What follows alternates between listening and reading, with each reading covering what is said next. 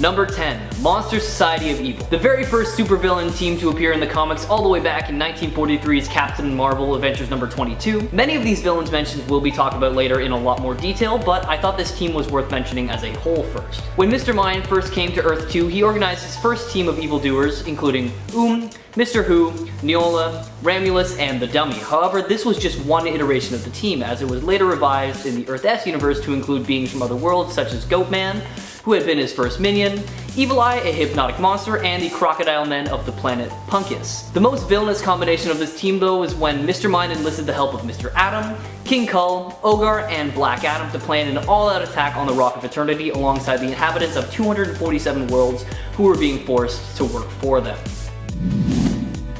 Number 9. Ivac. Originally a small-town crook, Stanley Stinky Printwhistle made a deal with Lucifer after he was caught in a bridge explosion. In exchange for his soul, he was granted the power to become a champion of evil through the magical word Ivac, turning him from a frail criminal into a muscled supervillain. Contrary to Shazam, Ivac is empowered by 4 of the most evil and terrifying men to have ever walked the earth. Ivan the Terrible, who supplies terror, Cesare Bourgeois, who gives Ivac cunning, Attila the Hun, who gives him fierceness, and Caligula, the sponsor of cruelty. With his powers, Ivac was faced off against Shazam many times, most commonly as a member of the Monster Society of Evil. Although he has reformed many times over the course of his comics, Ivac is still a staple character in the Shazam universe and will forever be an annoying thorn in his side. Number 7. Single-handedly beat an alien invasion. Back in the day when Black Adam was the champion of Kahndaq after freeing his people, he actually single-handedly defeated an alien invasion, super casually too. This was like right after he freed his people. Later he learns from Sinestro that these beings were basically world killers known as the Paling. Black Adam faced their champion, the Pale Bishop, in single combat, ultimately turning the tides and defeating them, all by himself. And even more insane, the Pale Bishop turned out to be a guardian of Oa. He ended up of course returning in the Sinestro series because he is a guardian, but it was still pretty impressive that Black Adam ever did this to begin with even. Number 6. Justice Society. While the Justice Society of America is generally a group associated with Shazam, you could argue that Black Adam does this better perhaps even than Billy Batson, or at least, stole his thunder, pun intended. Stole his lightning, I guess I should say. Which might seem like a crazy thing to say, but also might not if we're talking about the DCEU. In the DC Extended Universe, the Justice Society actually first appears not in a Shazam film, but in the Black Adam film. While this doesn't mean of course that Black Adam is the leader or even a key member of the Justice Society, in fact it's probably more the other way around, I just think it's really funny that he's kind of hijacked the team in a way for his own film. Though I'm still hoping we'll get to see Shazam join their ranks in the DCEU. Fingers crossed. Number 5. Survivor. When the Justice League are targeted by Pariah at the beginning of the Dark Crisis event in Justice League issue number 75, Black Adam ends up as the only survivor of this. A member of the League, Black Adam is there with them when they end up trapped, fighting clones of some of their greatest villains, with Black Adam even successfully killing a clone of Darkseid. They square off and Black Adam ends up in a one-on-one fight against Pariah. While he doesn't win and the Justice League, minus himself, do all end up seemingly dead, Black Adam at least manages to survive this fight and actually crashes back to Earth, able to tell everyone what has happened. The fact that he even survived this battle, I think, kind of puts him on a different level than Shazam. There's also the fact that Shazam wasn't even there, when, I don't know, he probably should have been there. When asked to join the League by Jonathan Kent, Superman's son, Shazam doesn't even lament not being there to help. He simply responds with, "Are you sure you want to trust Black Adam?" Like, geez, Shazam, shouldn't you be like, "Man, I feel really bad that this all happened. Of course I'll help you with the Justice League because I wasn't even around to help at the time and now they're all dead." Number 4. Dark Crisis.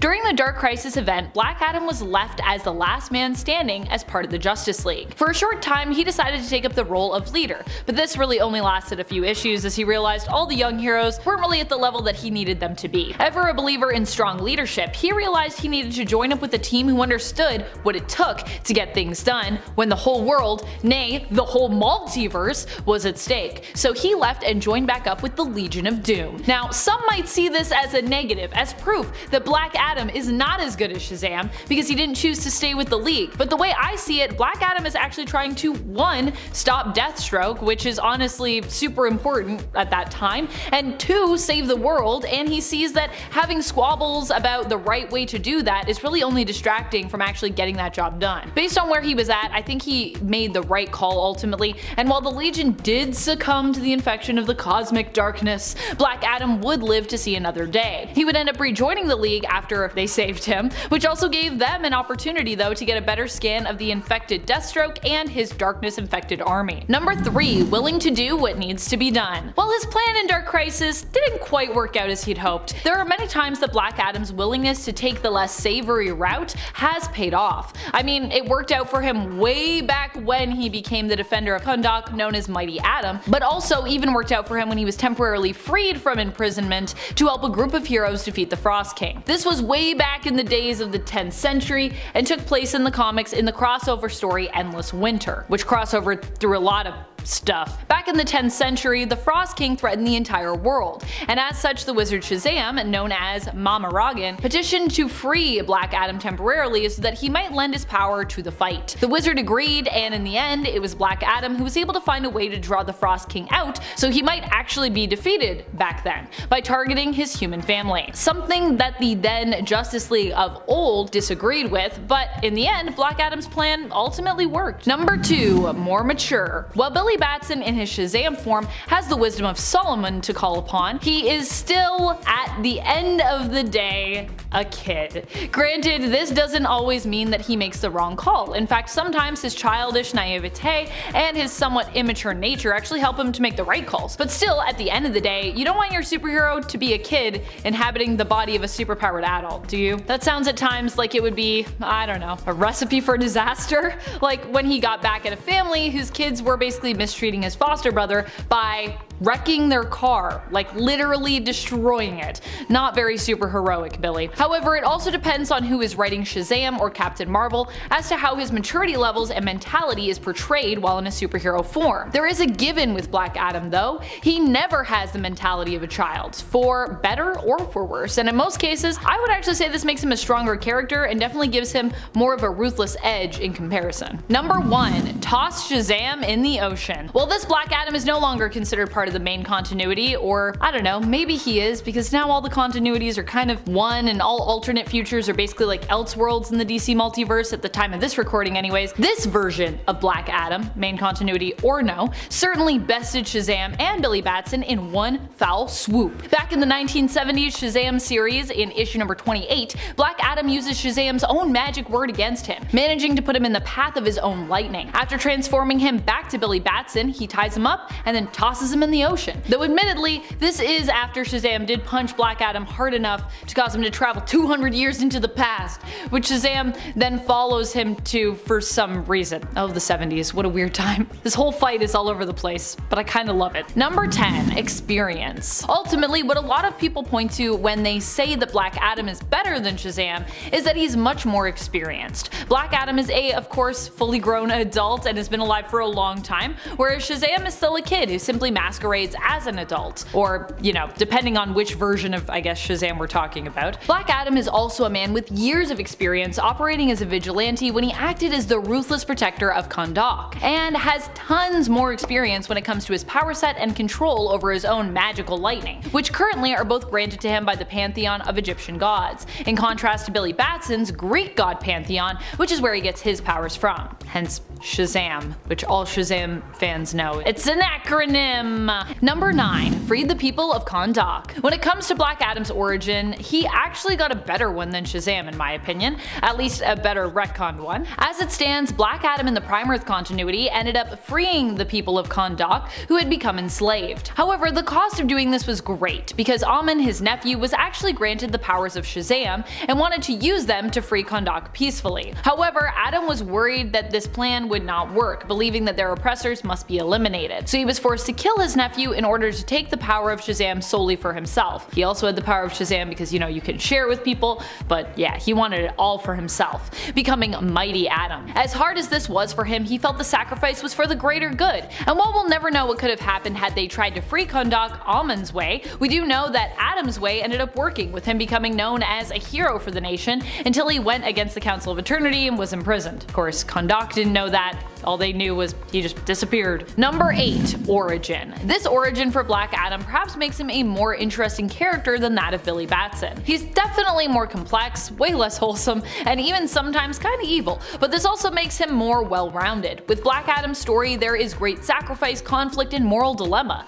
With Billy Batson's origins, everything is kept fairly light and simple. Billy is often presented as an orphan who has chosen to become Shazam because of his purity of heart, being seen as a force for good. But that's not really as interesting as someone, having to save the enslaved people of their country and question the morality of how best to do it, and what that freedom might end up costing. Number 7. He is not originally a DC Comics character. Despite many great appearances in the DC Comics canon, and The Rock's constant talk about how his inclusion has changed the hierarchy of power in the DC universe, Black Adam was actually created by Fawcett Comics in 1945. But how did he end up in the DC universe? When Superman was created in 1938, he was an instant smash that spawned many imitators. A rival comic book publisher called Fawcett created the hero known as Captain Marvel, who made his debut just 1 year later in Whiz Comics #2. Although this may be hard to believe now, Captain Marvel actually ended up being more popular than the Man of Steel, selling more comics and even getting a live-action adaptation from Republic Pictures before Superman. National Comics publications, who would later become DC Comics, were not happy about this and sued Fawcett Comics for copyright infringement. This resulted in a lengthy court case which is honestly deserving of its own attempting to explain video, but the end result was that Fawcett had to pay National Comics $400,000 in damages and cease all publication of Captain Marvel comics. Years later, in 1972, DC Comics bought the rights to all of the Fawcett Comics superheroes and brought them into the DC universe, bringing new life to characters such as Captain Marvel and his rival, Black Adam. Number 6. He had his own Shazamily. As anyone who saw the movie Shazam knows, Shazam has the ability to grant his friends the same godly powers that he has to create a team of heroes to help him save the Earth. Known as the Marvel family and later the Shazam family, or the Shazamily, these sidekicks were the first example in comic book history of sidekicks who adopted the same look and powers of the hero they fought alongside. Although he often comes across as a loner, Black Adam did eventually form his own Black Marvel family. One of its members was Isis, who was an Egyptian slave named Adriana Tomaz, who was gifted to Black Adam by the villainous Intergang group to try and gain his favor. Black Adam punished the slave but did eventually marry Adriana, giving her an amulet which allowed her to channel the powers of the Egyptian goddess Isis. Another member of the family was Adriana's long-lost brother Amun, who was also enslaved by Intergang. He was crippled by his captors but was saved by Black Adam, who granted him the ability to become Osiris when he said the words Black Adam. The final member was a humanoid crocodile named Sobek, who eventually ate Osiris, revealing himself to be Famine, one of the 4 horsemen of the apocalypse. Number 5. He was defeated by Uncle Dudley in his first appearance. In his first appearance in Marvel Family #1, Black Adam returns to Earth after being banished by the wizard Shazam to the farthest star in the universe. He has spent the last 5,000 years flying his way back to Earth, and he immediately decides to get to conquering. He fights the entire Marvel family, including Captain Marvel, Captain Marvel Jr., Mary Marvel, and even Uncle Dudley. While all the other members of the Marvel family have the powers of Shazam, Dudley is a fraud who says the magic word and then tears off his clothes to reveal a homemade Marvel suit and pretends to have superpowers. As the superpowered foes fight, they realize they are all evenly matched and no one can do any damage to each other. Dudley then tricks Black Adam by suggesting to the Marvel family that they let him join the team, as he also got his powers from the wizard Shamaz. Unable to resist a, well, actually, Black Adam corrects him saying, "You sputtering old fool, you mean Shazam!" This transforms him back into his human form and he is easily knocked out by Captain Marvel. Imagine if they had the balls to end the Black Adam movie like that. Number 4. He wielded a yellow lantern ring. When BFFs Sinestro and Black Adam were fighting a corrupted guardian of the universe known as the Pale Bishop, the Bishop attacks Black Adam with tendrils of light that make him see terrible visions in hopes of making Adam say his magic power word so that he will transform into a defeatable mortal. Sinestro urges his bestest bud to resist the Bishop's mental attacks, and in order to turn the tables, grants Black Adam a yellow lantern ring. This resulted in Sinestro and Black Adam being able able to fight off the evil Paling, who were intent on purging the world of emotion. In order to win the fight, Sinestro had to call upon the full might of the Sinestro Corps, team up with Wonder Woman, and give a ring to Superman. But when the battle ended and the dust settled, Adam was the only one he allowed to keep a ring. When questioned if Adam could be trusted, Sinestro said that Adam was a god of honor and more than that, a friend, and that they have an understanding and that they appreciate each other, making this one of the only examples in DC Comics history where a supervillain has given an antihero a friendship ring. Number 3, he once made Martian Manhunter cry. When Black Adam's wife Isis was killed, she urged Black Adam to avenge her death. He really went all out on this and started World War III by attacking the country of Bialia and killing millions of men, women, and children. While standing over a massive pile of bodies, a little girl approaches him and asks him why so many had to pay for the sins of so few. Adam is surprised at her eloquence, but is even more surprised when she picks up a massive beam and swats him around, revealing herself to actually be Martian Manhunter in disguise. The two fight, with Martian Manhunter trying to gain control of Black Adam's mind. Adam wins the fight and forces the Manhunter to experience the memory of everyone who Black Adam has killed that day. Overwhelmed by the darkness of Adam's mind, Martian Manhunter flies away to space, screaming all the way, with tears flowing from his eyes. To put how impressive this is into perspective, Martian Manhunter is considered the most powerful telepath on Earth, and Black Adam was able to resist him before casually deciding to let him into his mind, traumatizing him to the point where he turned tail and ran away. Number 2, he has the power of different gods than Shazam. When Billy Batson says the word Shazam, a bolt of lightning descends from the sky and transforms him into his superhero form. Shazam is the name of the wizard who grants Billy his powers, but it is also an acronym representing the names of the various Greek gods and heroes whose powers Billy is using. S is for the wisdom of Solomon, H is for the strength of Hercules, A is for the stamina of Atlas, Z, and yes, I am saying Z, this is a Canadian channel, anyways, Z is for the power of Zeus. The second A is for the courage of Achilles, and M is for the speed of Mercury. Put it all together and you get Shazam. Although Black Adam says the same magic word to use his powers, it was eventually retconned that as an Egyptian he was channeling the power of different gods than Billy. S is for the endurance of Shu, H is for the speed of Heru, A is for the strength of Ammon, Z is for the intellect of Zahudi, the second A is for the transportive power of Aton,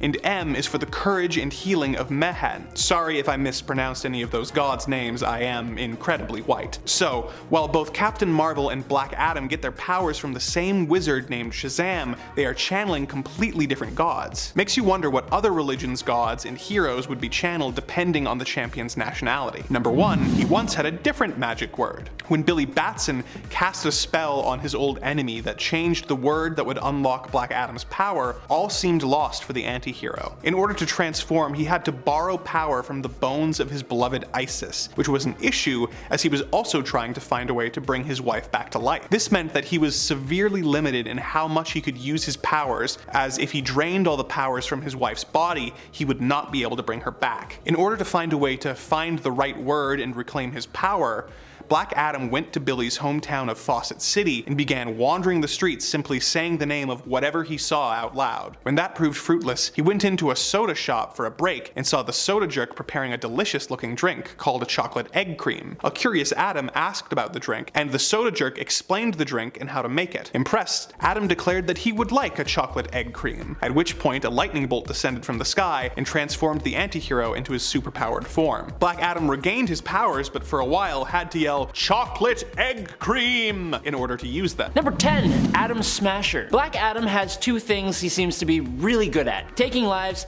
and manipulating people. When Black Adam joined up with the Justice Society after betraying the Injustice Society, he and the other heavy hitters started out as pretty much antagonistic towards each other. Adam Smasher did not trust Black Adam, rightfully so, and Adam thought Adam Smasher was childish and weak. However, after working together to escape the supervillain gambling establishment, the House, they gained a new respect for each other. After Adam found out that Adam Smasher had taken the life of Extant to save his own mother, he saw him as a kindred spirit. Ah, yes, a fellow life taker, how quaint. Black started pushing Adam into becoming a killer like him, trying to convince him that that was how heroes should act. He manipulated Adam Smasher, and it worked as Smasher left the Justice Society to help Black Adam. There's a lot of Adams and Adams going on there.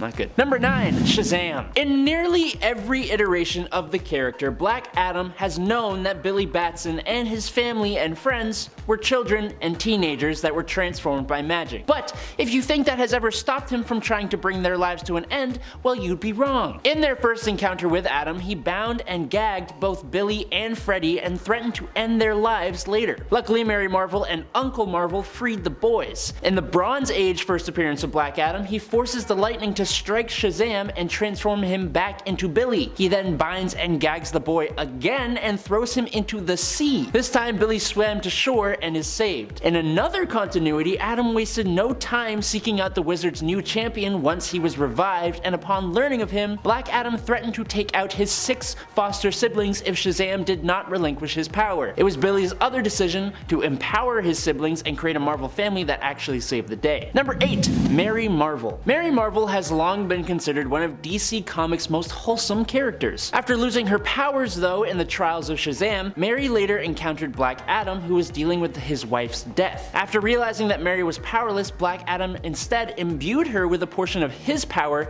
transforming her into a dark, angry version of her former self. Now going by the name Black Mary, Mary eventually became addicted to dark magic and ended up entangling in the schemes of Darkseid and his evil minion Desaad. He corrupted Mary Marvel. What a jerk. Number 7, Captain Thunder. It's kind of confusing because there are so many versions of Shazam who use this name. Basically, Captain Thunder was William Fawcett, a kid who was given powers similar to Captain Marvel. He received his powers when the shaman Miroki gifted William a belt with a thunderbolt symbol that, when rubbed in combo with the magical word thunder, turns him into Captain Thunder. Unfortunately, after fighting the Monster League of Evil, they gave him an evil persona instead of a heroic one. So when Captain Thunder first appeared in Superman 276 in 1974, he was helping robbers instead of fighting them. It's only after Superman urges Thunder to use his wisdom to fix what happened and to make him go back to his own Earth. There was a much cooler version of Captain Thunder in the Flashpoint timeline with a sweet battle tiger, who you'd probably think of when I say Captain Thunder. Number 6. Kingdom Come Shazam. In an alternate possible future, metahumans or superheroes are now hated. Because of this, Billy Batson hasn't become Shazam in years, and is now full grown, looking a lot like his alter ego, minus the cool costume and cape and powers and stuff. He was eventually brainwashed by Lex Luthor into believing that metahumans and even the Captain Marvel inside him are all monsters. In time, Bruce Wayne tries to convince Billy otherwise, which eventually forces him to turn into Shazam once more, breaking open the metahuman prison and starting a massive war that puts the whole world at risk. After a nuclear bomb was dropped, threatening to kill thousands, Superman convinced Billy to help, and Shazam outraced Superman to the bomb, using his lightning to destroy it, sacrificing himself to save both humans and metahumans, ending the hatred against superheroes once and for all. Number 5. Earth 5 Shazam. Earth 5 is a simpler, kinder world. A world that is more optimistic. A world where the heroes are seen as such with hardly any faults. Basically, this is the golden age of comics. Specifically, Fawcett Comics. See here, Captain Marvel is the main superhero, which gives the world the name Thunderworld. He and his family, Captain Marvel Jr. and Mary Marvel, keep the world safe from everything from the Monster Society to aliens. This version of Shazam worked together alongside Superman and Overman to recruit the Supermen of the universe. They worked together, led by Captain Marvel, to defeat Ultraman and weaken Mandrake, who was killed by the Green Lanterns. Number 4. The Shazam Who Laughs. After the Batman Who Laughs infected Shazam/Billy with a dark metal virus, turning him into a Joker-like version of himself, he is tasked with infecting Superman with the same Joker dark metal virus. Shazam goes to the Batcave and waits for Superman to show up so he can attack. Joker Shazam is easily a match for Superman and Batman one-on-one, but with the two teaming up, he is a little overwhelmed and retreats, which is odd because going by King Shazam, he takes on the Titan Atlas, trying to test his new abilities, and even defeats multiple gods. When he is in a fight with Ares, he even defeats and infects Lady Shazam. So, doesn't really check that Batman and Superman give him that much trouble, but whatever. Luckily, he is cured thanks to Lex Luthor cutting off the source of the dark metal. But this guy was nuts and showed no signs of stopping, and that smile? It's just creepy, man. Coming in at number 10 is William Marvell. Every now and then, I have the pleasure of talking about the Amalgam Universe, the place where Marvel Comics and DC Comics finally played nice and mashed up their characters together to give fans some of the coolest, most unique, and most powerful iterations of their favorite heroes. For the Amalgam Universe version of Shazam, I think the two comic book giants made a really cheeky move when they gave us a combination of each of their Fawcett comic character iterations. William Marvell, a mix of Billy Batson from DC and Marvel of the Kree from Marvel Comics. William here is a young boy that is transformed into a super scientific, energy projecting superhero called Captain Marvel whenever he shouts the word Kree! Now, as silly as it would be to go around shouting Kree, it really just makes sense for this to be the amalgamated version of Captain Marvel and Captain Marvel. Captain Marvel was a key member of the JLA, or the Judgment League Avengers. Number 9, Mary Marvel. Mary Marvel isn't an alternate Shazam in the way you might think, meaning she isn't from an alternate universe.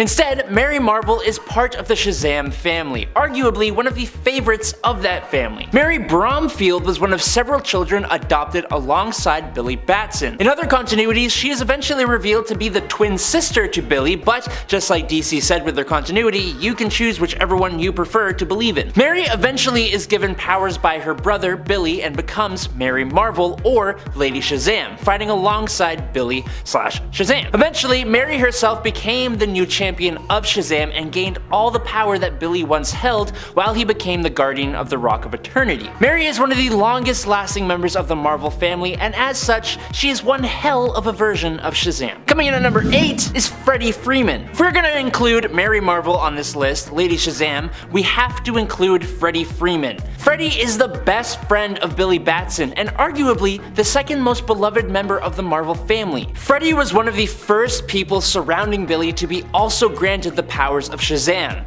He ended up becoming Captain Marvel Jr., but considering Freddie and Billy are like best friends, could you imagine your best friend being like, hey, so I got these awesome powers and I'm gonna give you access to them, but...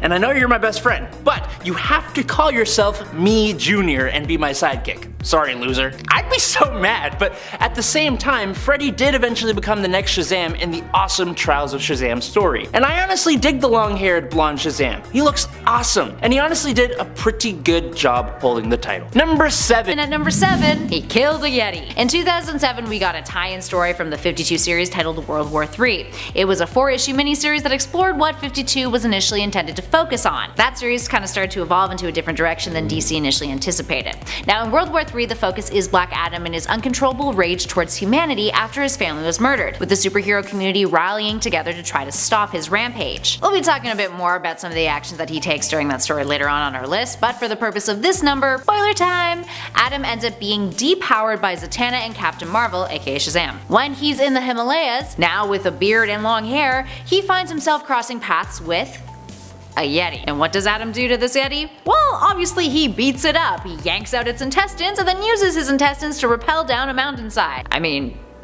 at least he's resourceful. He's like, how do I get down this mountain? Better kill this Yeti and use its guts. And at number 6, he made death die. God. During World War III, Adam, while in a state of blinding rage, seeks the Horseman of Death in order to get his vengeance. When he finds Death, who has been endowed by the power of the deaths of every human being on the planet, the two duke it out. But even Death isn't strong enough to deal with Black Adam's powers and his sheer willpower and determination. Black Adam beats the crap out of him, interrogates him, and then smashes his skull into the ground, all while squeezing his fingers into his brain. They're in there deep. I have a suspicion that he just really likes gooey things. Black Adam also knows how to pillow talk real good because he tells Death that he is going to spend the rest of the night slowly ending his life. Speaking of Black Adam's fingers in squishy places, and at number 5, Psycho Pirate. Okay, so I think we can all agree that jabbing your fingers into someone else's eye sockets is like a really crappy move. Think about it. Obviously you're screwing up the victim's eyes to whatever condition they may end up being depending on your jab, but you are also the one who is sticking your fingers into someone's eyeballs, and that is a texture that I would personally try to avoid. Doesn't seem that appealing. Imagine what would come off on your fingers after. But Black Adam doesn't give a crap. In Infinite Crisis issue 6, villain Psycho Pirate, who was working with Lex Luthor at the time, comes across Black Adam, who has just been freed from captivity. He had previously manipulated Adam into using his powers, and Adam does not like being manipulated. So what did the anti-hero-ish do? Well, midway through Psycho Pirate's attempts to reason with Adam, Adam just shoves his fingers right into the villain's eyes. But it's not just his eyes, it's straight through his head as well, to the extent that he pokes the villain's mask right through his entire skull and flesh. Like a that kind of movement. My favorite part about this though, when Power Girl asks Adam if that was really necessary, he responds with, absolutely.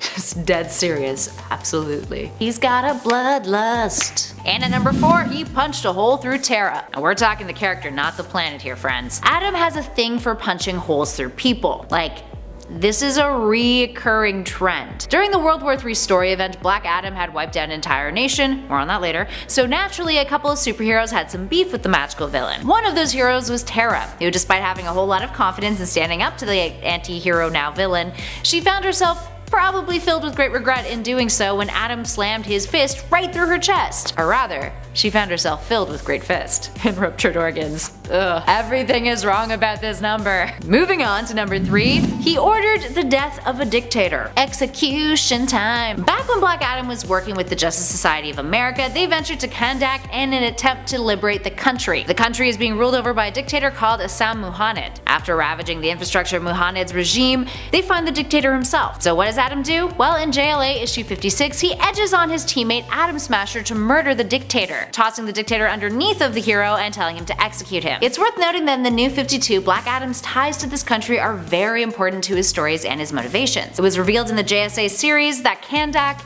is the homeland of Black Adam, after, the original retconned origin. And he was burned to the ground back when the magically powered superhero was protecting Egypt over 3,600 years ago. When Kandak was destroyed by a supervillain named Akton, his wife and his children were killed in the process, which is why Adam takes extreme measures to protect the city. But this caused Shazam to remove his powers and entomb him for centuries. Overall, there is a lot to unpack there with Adam. Speaking of his family, and at number 2, he killed his wife. To call Black Adam a homicidal psychopath wouldn't be incorrect. Nothing proves that more than the time that he ended his own wife's life in Black Adam the Dark Age issue 2, although he had his reasons, but we'll get there. So in the aftermath of all those disastrous events in the World War III story arc, Adam decides to chill out a bit, lay low, and get his wife Adriana Tomaz back, who was currently deceased at the time. But he still carried around her bones with him until he found a Lazarus pit. Jackpot, right? Nope.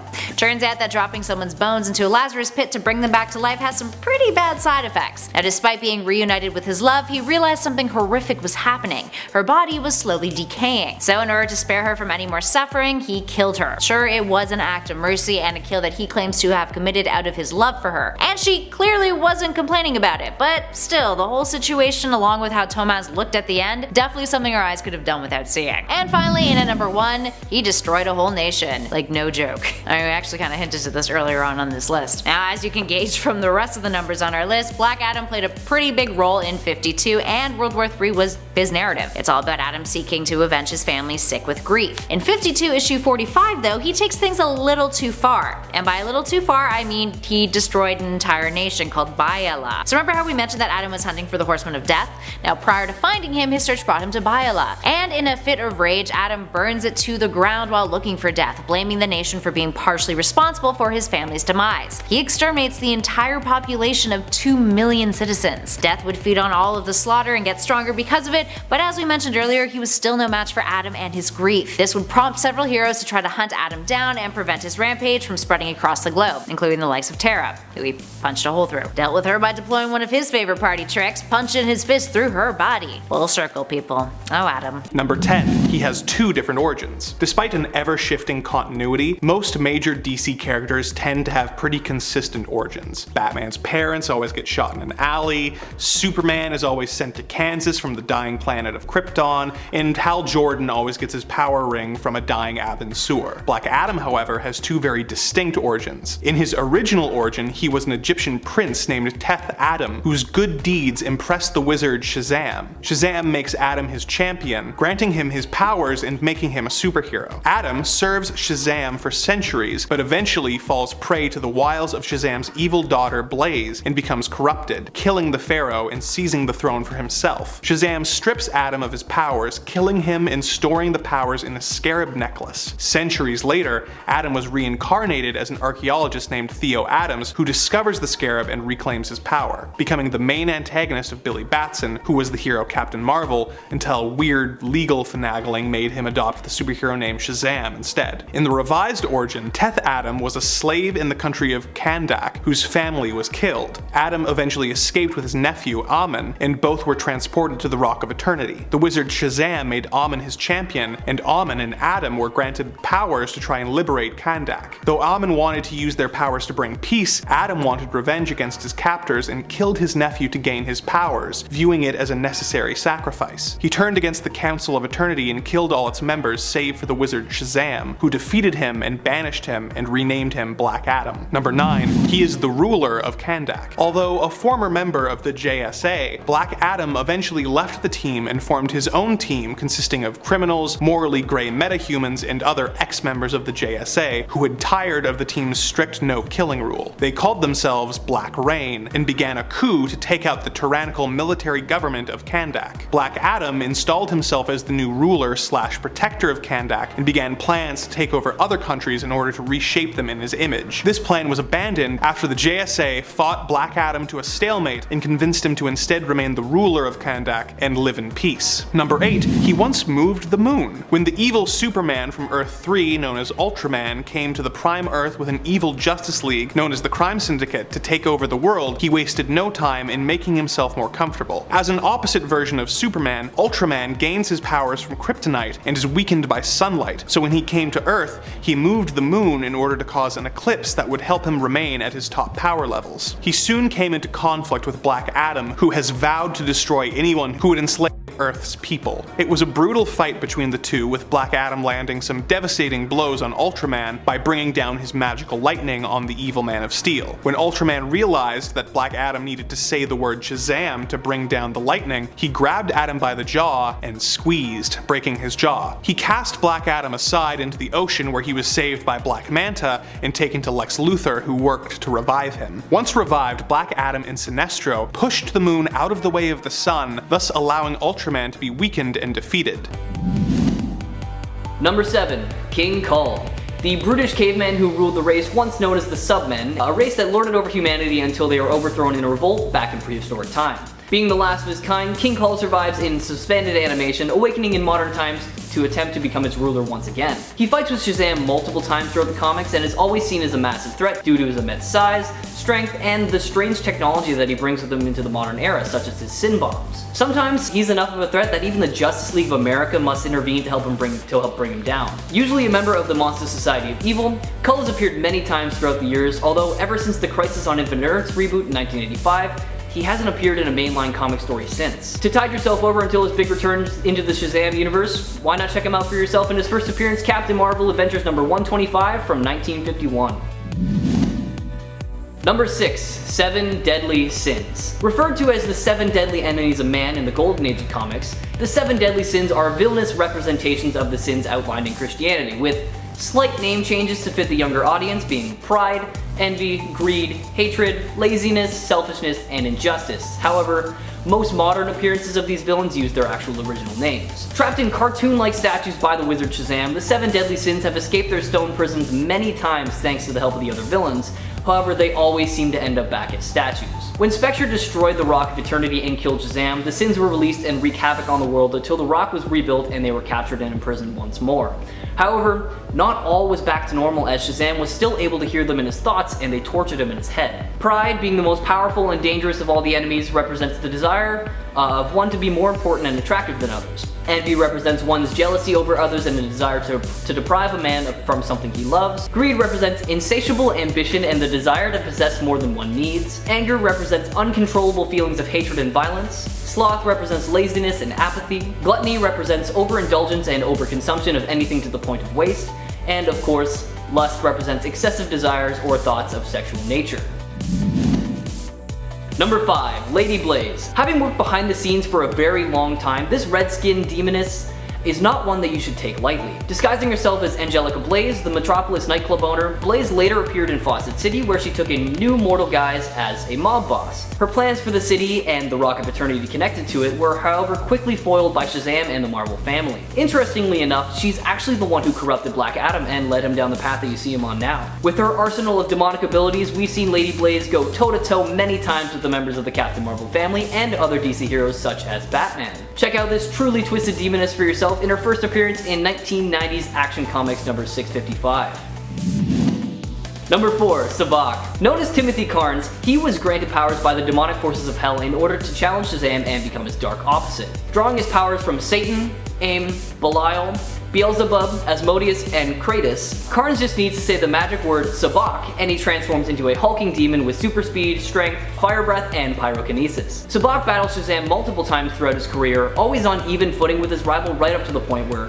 he's eventually defeated each time. The demon who granted him powers, they eventually get really fed up with his failures and strip him of all his powers one by one, letting Carnes be defeated for good. A new, more feral version of Sabbac has appeared in the modern age with the alter ego of Ishmael Gregor. Check him out in his first appearance in 1943's Captain Marvel Jr. number 4, or if you're interested in his new adaptation, check out 2004's Outsiders Volume 3 number 8. Number 3, Mr. Mind. Now, mentioned briefly at the beginning of this list, Mr. Mind is a tiny alien worm from the planet Venus with an extremely high intelligence and is one of Shazam's arch enemies. He's notably the first villain to bring together other villains who had been defeated previously, uniting them into the Monster Society of Evil. Mr. Mind's strength lies in his intelligence, able to use the assembled supervillains to run Shazam ragged and nearly defeat him on multiple occasions. Mr. Mind can use mind control to force others into working for him, along with, some other generally ominous assertions of psychic powers. His most significant role was as the primary villain of 52, in which he was revealed to be behind all the events of the series in a dastardly bid to literally eat time itself. Having first appeared in Captain Marvel Adventures number 26 all the way back in 1943, this worm has caused some serious damage in the DC universe. Number 2, Dr. Savannah. Considered to be Shazam's golden age nemesis and a primary arch foe to this day, Thaddeus Bodog Savannah Sr. was one of the richest men in Fawcett City and used his intellect and resources to try and defeat Shazam. He deduced Shazam's identity early on in his career, giving him a very unique relationship to the hero as he could strike him at any time. Savannah was a genius mad scientist who operated from the planet Venus with his own family of children, and in exile, he turned against the world and plots for world domination. Of course, he's frequently stopped by Shazam, confounding him to no end. In the modern era, Savannah was reinvented as a scientist who became corrupted by dark magic, turning him to a madman with the body of a withered old man. As the leader of the Monster Society of Evil, Savannah has been part of many of Shazam's greatest battles, so why not read his story for yourself, starting with his first appearance in Wiz Comics number 2. And number 1, Black Adam. An obvious choice for the number 1 spot on this list because there's nowhere else this dastardly villain deserves to be. The first man to be given the powers of Shazam, Black Adam went mad with power and was stripped of his abilities, lying dormant until the modern day, during which his ancestor was granted his powers. Black Adam possesses powers drawn from the Egyptian gods as opposed to, Shazam's powers. Black Adam eventually somewhat reforms, dismissing his prior evil as corruption, and takes over a city-state in Egypt, and then marries a woman named Isis. But his new family is eventually killed, and Black Adam swears vengeance on the world, which leads to a battle with Shazam once again in a war that spans the globe before being stripped of all his powers again, after Shazam forcibly changes the magic word that grants him his abilities. Portrayed by Dwayne "The Rock" Johnson in the live-action movies, I cannot wait to see what the DC Universe does with this character in the future. Number 10.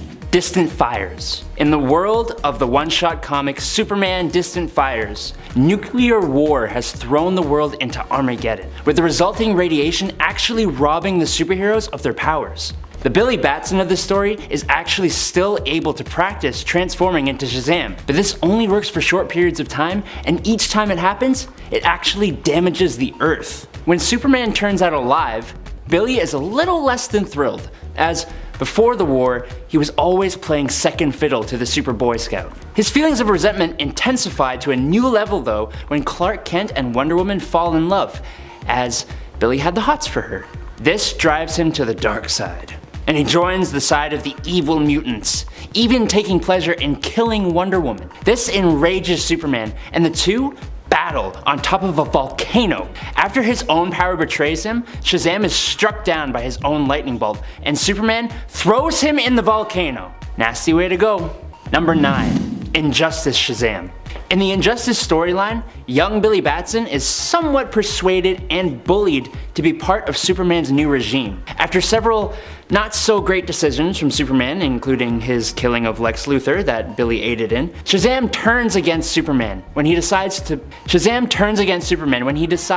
plan to destroy Metropolis and Gotham, as well as invade the duplicate dimension as revenge for interfering in his plans. He stands up to the super dictator, but when he mentions Lois's name, Superman goes off the handle, grabbing Shazam by the throat, freezing his mouth shut, and burning his brain through his eyes with his heat vision. Yikes! His death led the Flash and Green Lanterns to join Batman's side at least. Number 8.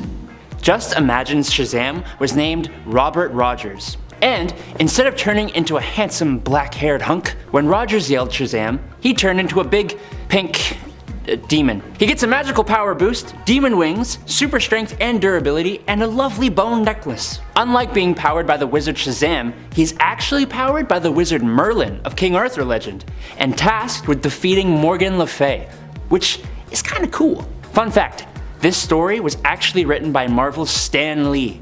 Excelsior! And just imagine. So, back in 2002, DC teamed up with Stan Lee of Marvel Comics fame, and together they released the Just Imagine series, which is basically DC saying, hey, just imagine if we let Stan Lee come and make a bunch of characters with the basic principles of DC characters, which is such a great idea. One of those characters ended up being Robert Rogers from Just Imagine Shazam #1, and yes, he is Stan Lee's Shazam. When I tell you he is absolutely nothing like the regular Shazam, I ain't kidding. Other than saying Shazam to activate his powers. For starters, he is not a kid. He is actually an agent with Interpol, and he is assigned to the tough agent Carla Noral. Together they go to India to hunt down criminal Gunga Khan. Another big difference is that instead of being powered by the wizard Shazam and 6 gods, he is actually powered by the wizard Merlin of King Arthur legend, with the goal to hunt down Morgana Le Fay, because of course it's Stan Lee. Oh, also, it's worth mentioning that instead of turning into a handsome black-haired hunk, when Rogers yells Shazam, he turns into a big pink demon that gets a magical power boost, demon wings, super strength and durability, and a lovely little bone necklace. Excelsior! Number 6, Captain Thunder. This is kind of confusing because there are so many versions of Shazam who use Captain Thunder as their name. Basically, Captain Thunder that I'm talking about was William Fawcett, a kid who was given powers similar to Captain Marvel. He received his powers when the shaman Maroki gifted William a belt with a thunderbolt symbol that, when rubbed in combo with the magical word thunder, turns him into Captain Thunder. Unfortunately, after fighting the Monster League of Evil, they gave him an evil persona instead of a heroic one. So, when Captain Thunder first appeared in Superman 276 in 1974, he was helping robbers instead of fighting them. It's only after Superman urges Thunder to use his wisdom to fix what happened and to make it back to his own Earth. There was a much cooler version of Captain Thunder in the Flashpoint timeline with a sweet battle tiger, who is who you'd probably think of when I say Captain Thunder, but I don't want to talk about him, so nah. Number 5, Kingdom Come Shazam. In an alternate possible future, metahumans or superheroes are now hated. Because of this, Billy Batson hasn't become Shazam in years and is now full grown, looking a lot like his alter ego, minus the cool costume and cape and powers and stuff. He was eventually brainwashed by Lex Luthor into believing that metahumans and even the Captain Marvel inside of him are all monsters. In time, Bruce Wayne tries to convince Billy otherwise, which eventually forces him to turn into Shazam once more, breaking open the metahuman prison and starting a massive war that puts the world at risk. After a nuclear device was dropped threatening to kill thousands, Superman convinced Billy to help, and Shazam outraced Superman to the bomb, using his lightning to destroy it, sacrificing himself to save both humans and metahumans, ending the hatred against superheroes once and for all. Good job. Number 4. Earth 5 Shazam. Earth 5, or Earth S if you prefer, is a simpler, kinder world. A world that is more optimistic, a world where the heroes are seen as such with hardly any faults. Basically, this is the golden age of comics, specifically Fawcett Comics, where Captain Marvel is the main superhero, which gives the world the name Thunderworld. He and his family, Captain Marvel Jr. and Mary Marvel, keep the world safe from everything from the Monster Society to aliens. I'm talking like Shazam is essentially taking the place of Superman as the premier superhero of the Earth. This version of Shazam worked together alongside Superman and Overman of other universes to recruit the Supermen of the universe. They all worked together, led by Captain Marvel, to defeat Ultraman and weaken Mandrake, who was killed by the Green Lanterns. Yeah. Number 3. Shazam Who Laughs. After the Batman Who Laughs infects Shazam / Billy Batson with a dark metal virus, turning him into a Joker-like version of himself, he is tasked with infecting Superman with the same Joker dark metal virus. Shazam goes to the Batcave and waits for Superman to show up so he can attack, and Joker Shazam is easily a match for Superman and Batman one-on-one. But with the two teaming up, he's a little overwhelmed and retreats, which is odd because going by King Shazam, he takes on the Titan Atlas trying to test his new abilities and even defeats multiple gods. When he is in a fight with Ares, he even defeats and infects Lady Shazam, so it doesn't really check that Batman and Superman give him that much trouble, but whatever, that's how comics go because Batman and Superman are Batman and Superman. Luckily, he is cured thanks to Lex Luthor cutting off the source of the dark metal, but this guy was nuts and showed no signs of stopping, and that smile? It's creepy. It's just creepy. Don't like it. Number 2. Mazaz. When we first ever meet Mazaz, he is described as the most powerful superhero on Earth 3, the home of the sinister JLA, the Crime Syndicate of America. He was for a long time the biggest threat that the Crime Syndicate of America ever faced, and he has taken the lives of a lot of the CSA's members, using his superpowers. So what are those superpowers? Alexander was just a regular guy, as much as a Luthor can be, until at some point in his life, he figured out how to take the powers of superpowered beings. It seems that the first person who lost their power and their life to Alexander was Will Batson, Earth 3's Billy Batson, which gave Alexander the powers of Mazaz, which is Shazam backwards. Those powers are to call down dark lightning, transforming him into a more masculine being with superhuman strength, durability, flight, electrokinesis, and presumably magic. When he first shows up, he has already stolen the powers of a hero called Hawkwing, who we don't actually know, but he also goes on to take all the Kryptonian-like powers of Bizarro, plus kryptonite immunity, the Firestorm Matrix powers of Deathstorm, Earth 3's Firestorm, the super speed abilities of Johnny Quick, and way more. While the characters he fought were arguably worse than him in terms of their morality, no one from Earth 3 is really good, and he is absolutely terrifying. And finally, in at number 1, it's the God of Gods Shazam. The God of Gods was a side story from Darkseid War centered on the hero Shazam, and sees him gain 6 new gods in place of the original. After the Anti-Monitor killed Darkseid by fusing the Black Racer with the Anti-Life, Darkseid's death caused Shazam's connection to the Olympian gods to disconnect. Shazam's old gods were replaced by new gods, and the new gods included Anapel, the goddess of rebirth, Siva, the god of destruction and strength, Ate, the goddess of impulse, Hronmir, the Martian god of death, Memorigan the wizard, and Zanzu / Yuga Khan, the father of Darkseid. Shazam gaining these new gods' powers makes him incredibly powerful. Yuga Khan said that Shazam can put a hole hole in the source wall by being empowered by the other 5 gods with the lightning rod, which is incredibly powerful if you don't know. So long story short, the God of Gods was an incredibly amped up version of Billy Batson's Shazam. And at number 10, his origin. When Black Adam first debuted under Fawcett Comics, he only appeared once in that entire run of Shazam comics, who at the time was known as Captain Marvel in those days. He was an ancient Egyptian man back in his initial origin, named Teth Adam, which, fun fact, translates into Mighty Human. Anyway, he was chosen by the wizard Shazam to be his successor. Now the wizard believed that Teth Adam was morally pure. Oh, how he was incorrect about that one. Teth Adam is soon corrupted by his newly granted powers, deciding that he should rule over the world. So he overthrows and kills a pharaoh and assumes the Egyptian throne. This does not bode well with Shazam the wizard, who renames him Black Adam and then banishes him to a distant star in the universe. Black Adam then spent the next 5,000 years flying back to Earth, arriving in the year of 1945 to discover that Shazam had appointed new champions: Captain Marvel, Mary Marvel, and Captain Marvel Jr. So of course there was a kerfuffle. And at number 9, he ripped a dude in half. Black Adam loves violence. The things he can do with his hands are mind-blowing. Like, not in a good way, more of a he'll rip you in half kind of way. I hope there's no weird sexual innuendo in that. Ripping someone in half is something that actually happened in 52. The series written by Jeff Johns, Grant Morrison, Greg Rucka, and Mark Waid that featured 52 issues, once a week for a year between 2006 and 2007, depicting the events that took place during the missing year after Infinite Crisis. Do not mistake it with the New 52. Very different things. It's not like DC wants to be confusing or anything. Black Adam at this point has taken on the role of hero. I use air quotes because dude has a much more hardened perspective on how criminals and crime should be approached. In issue 3 of the series, he gathers press in front of the Kandak embassy, Kandak being a fictional Middle Eastern country in the DC universe by the way, and then flies overhead declaring his dissatisfaction for the ways heroes like Superman, Batman, and Wonder Woman have dealt with crime in the past. Now to prove this point, he grabs Terra Man, a small-time DC villain who is like a hardcore environmentalist, and rips him in half, his limbs thrown into different directions. Black Adam's point? Well, criminals like that guy don't deserve to live. I mean, like, maybe if he was someone like the Joker, like, maybe understandable, but this guy? Nah.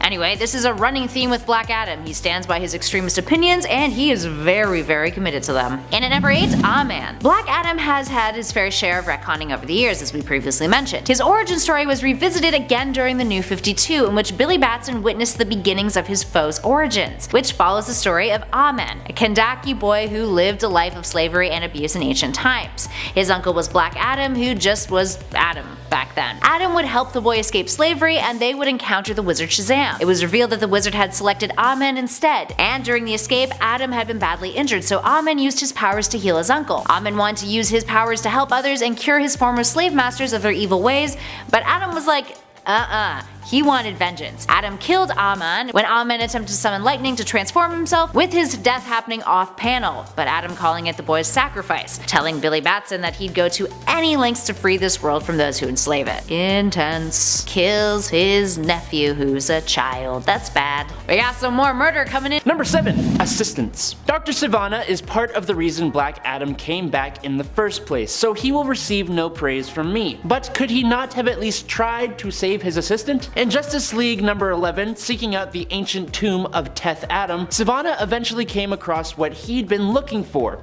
But after entering the tomb, Sivana quickly realized this was a bit of a boo-boo. Black Adam, now resurrected, clutched the throat of Sivana's assistant, and after quickly realizing Sivana's aide did not speak his ancient language, Black Adam blasted the man with a scorching wave of lightning, disintegrating the man's body before Sivana's eyes. Though Sivana's motivations were sinister, his assistant, well, assisted him, and didn't seem like he deserved the fate that he got. But Black Adam did it nonetheless. Sorry, dude. Number 6. No Eyes for You. Lex Luthor, who was actually Earth 3's Alexander Luthor, started the secret society of supervillains, and Black Adam joined the inner circle of that group for his own reasons. Unfortunately, Luthor had plans for Adam. Luthor needed the power that Black Adam could provide, so naturally, Luthor betrayed Adam and had Psycho Pirate control him to call down the lightning of Shazam to power Luthor's machines. Unfortunately for Psycho Pirate, in Infinite Crisis number 6, Superboy and Nightwing free Black Adam from his control. Black Adam immediately flew to Hayden's location as the villain was trying to control Power Girl. Adam very calmly took his index and pinky finger and put it in the eye holes of the Medusa mask and just pushed through Hayden's face, taking his life brutally and instantly. But he kinda did it to himself though. So. Number 5. Terra Man. During the Infinite Crisis, Terra Man was a member of the Secret Society of Supervillains, that one formed by Alexander Luthor Jr. Manning hijacked Ferris Air Flight 456. Power Girl pursued him, but he got away when Adam refused to allow her to cross Kahndaq airspace. Later, in New York City over the Kahndaqi embassy, Terra Man was hovering above as Black Adam explained to the assembled members of the press that heroes like the Trinity of Batman, Wonder Woman, and Superman didn't do enough to stop crime. So, he grabbed Terra Man and dispassionately ripped the villain in half, allowing the blood and body parts to fall all on the stunned crowd. He simply stated that people like Tobias Manning didn't deserve to live, and I feel like that kind of perfectly describes Black Adam. He cares about two things: his home and bringing his ruthless justice to the world. Number 4. Billy Batson's parents. In another origin story for Black Adam, he sort of technically ended Billy Batson's parents' lives. Archaeologists CC and Mary Batson and their aide, Theo Adam, uncovered the tomb of Ramses II and discovered the mystical scarab necklace that had Black Adam's soul/power inside. Becoming immediately obsessed with it, Theo Adam, who was actually an ancestor of Black Adam, took down the Batsons and returned to America. Their son Billy had been chosen by the wizard to become Captain Marvel. Theo noted that the captain's resemblance to the adult CC Batson, his father, and the emblem on his chest matched the one on the scarab. This caused Theo Adam to speak the wizard's name, and he found himself transformed into Black Adam. After Black Adam fully became himself, he did sort of redeem his actions, but still, it happened. Number 3. His nephew. In the ancient days, his true origin, Black Adam and his nephew were both thralls. The wizard Shazam saved them both and gave them the powers of the gods, splitting it between the two of them. After leaving the Rock of Eternity, Adam very quickly ended up taking his nephew's own life in order to gain the full power of the wizard. Sure, it did allow him to become a greater hero than he would have been anyway otherwise, but your own nephew?